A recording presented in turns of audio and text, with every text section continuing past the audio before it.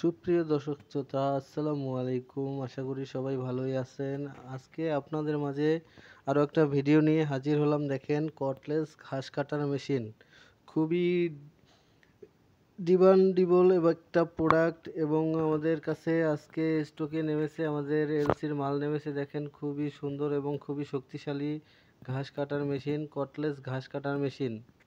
যাদের দরকার আমাদের স্ক্রিনে দেখানো নাম্বারে যোগাযোগ করতে পারেন। আমরা পাইকারি ও খুচরা সেল করে থাকি।